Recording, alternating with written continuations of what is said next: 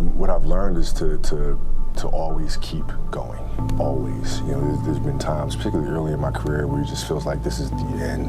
But what I've come to find out is that, you know, no matter what happens, the storm eventually ends. And when the storm does end, you want to make sure that you're ready. And so I've really learned to put one foot in front of the other, good, bad, or indifferent, because eventually that storm passes.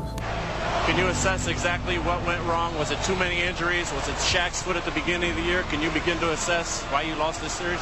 Nah, I mean, you know, we have a million and one excuses that we could go to. Fact of the matter is, we're not going to make any. They played better than we did in this series. We had our opportunities to win it. Didn't go for us. You know, so we just have to regroup. Like I said, next season starts right now, and you know, come back next season and play. How much harder will you work in this offseason now to get back to the championship? I'll push myself to exhaustion. With what you just said, it sounds like you think that if you're going to make it, you're going to make it no matter what. And there's no like, oh, well, things didn't go your way the first year and it ruined the, you know, the trajectory of your career.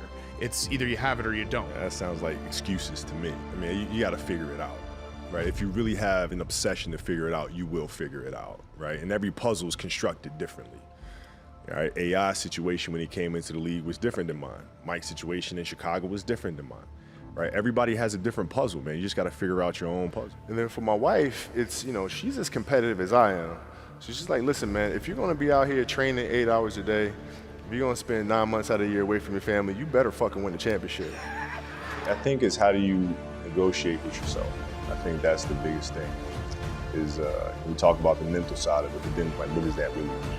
Like the thoughts that happen in your mind when you're going through a competitive situation or you're facing a tight deadline, you still don't have the idea yet. You know, what happens inside of here? You talk yourself out of it. You say, okay, well, it won't be a big deal if I don't do it. Or I don't have to get up on a Tuesday morning to go ahead and hit the track. What does this day really mean in the long scheme of things anyway? It's just one day.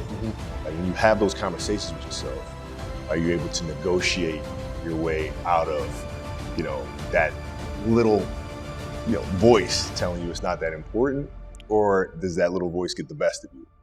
I think that's what separates people who go on to do great things versus people who don't, or people that do great things but in an inconsistent way.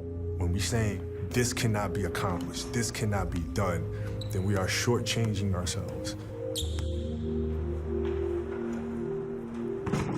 I knew that I was not going to be stopped. You know, 'cause at the age of 18, this was my life, right? So you can't possibly become better than me because you're not spending the time on it that I do. Even if you want to spend the time on it, you can't because you have other things. You have other responsibilities that are taking you away from it. So I already won.